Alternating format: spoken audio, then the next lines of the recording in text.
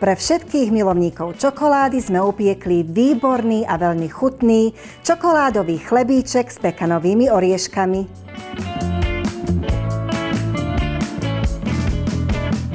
V mise zmiešame múku, cukor, kakao, prášok do pečiva a soľ. V druhej mise spojíme acidofilné mlieko s olejom, vajcami a vanilkovou pastou. Tekutú zmes vlejeme do suchej a spolu premiešame. Pridáme posekané pekanové orechy a tiež čokoládu.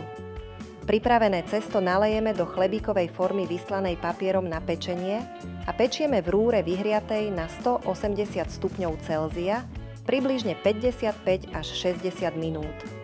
Upečený koláč necháme chvíľu chladnúť vo forme, potom vyklopíme a necháme celkom vychladnúť. Na polevu zohrejeme smotanu, nalejeme ju na čokoládu a necháme rozpustiť a trochu vychladnúť. Polevu nalejeme na koláč a necháme stuhnúť.